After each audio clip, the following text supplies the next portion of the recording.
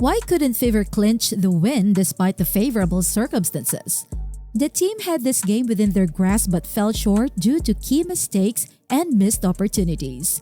This video dives deep into the breakdown of what went wrong, from players missing assignments to the impact of some questionable referee decisions.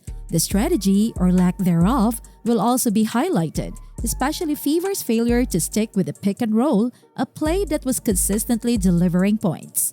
Get ready to experience the game like never before, only here on Sports Frenzy TV. Alright, so let's dive into this. The Fever had this game, they really did. Honestly, they could have taken the last one too, but they ended up getting in their own way and it cost them big time. Now, don't even get me started on the refs. It feels like every game I'm sitting here talking about how terrible the officiating is, especially when the Fever are playing. And this game was no exception. Some of the calls, absolutely ridiculous. Look at the free throw situation. The Fever had 9 total free throws compared to the Suns' 23. That's insane.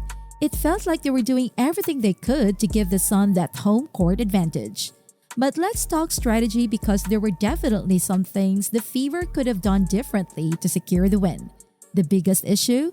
They kept abandoning the pick and roll. They ran a few possessions where they just looked completely lost. At one point, Timmy, of all people, had to chalk up a turnaround 3, and it was just sitting there like, what are we doing here? Every possession counts in a win or go home game, and they were just throwing them away. Here's the thing. Every time they stuck with the pick and roll, good things happened. One possession led to Caitlin Clark getting an easy layup. Another one set up Boston for a solid bucket. And then a couple more led to Timmy cutting wide open for a backdoor pass. So why they stopped going to that play is beyond me.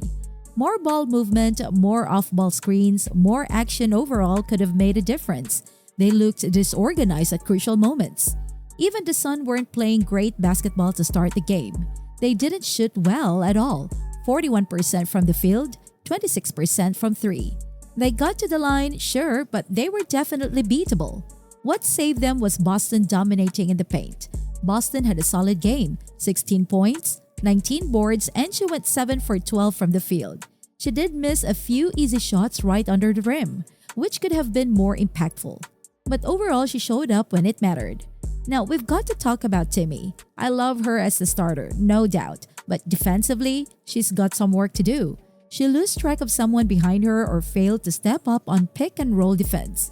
I mean, Mabry hit 2 back-to-back shots because no one stepped up. And then when they finally did, she made a great pass instead. You can't let someone come down and run the same play on you twice in a row. It just can't happen. And I've noticed Boston gets caught sitting in the paint too much. If the opposing team is making their shots, you have to step up and defend the perimeter. If Christie's sides had allowed Timmy to settle in that starter role earlier in the second half, I think we could have seen a different outcome.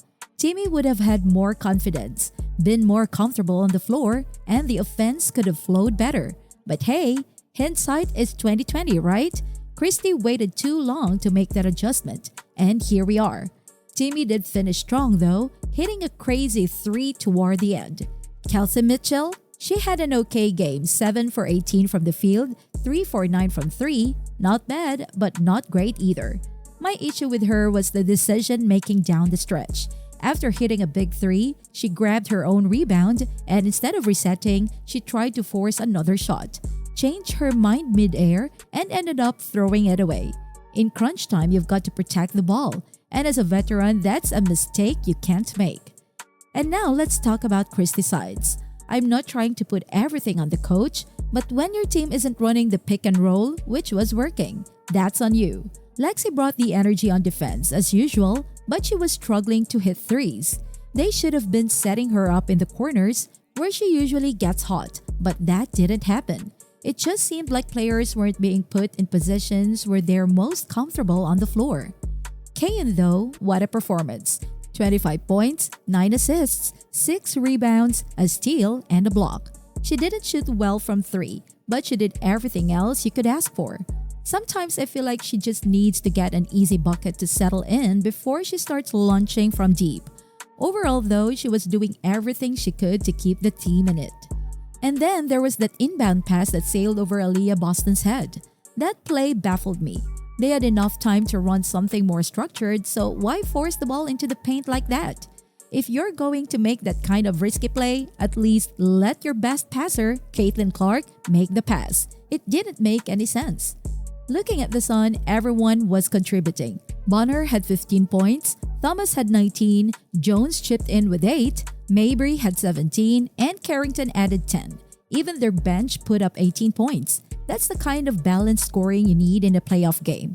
And it wasn't even one of their best games. They shot poorly from 3, but they made up for it with grit and by getting to the line.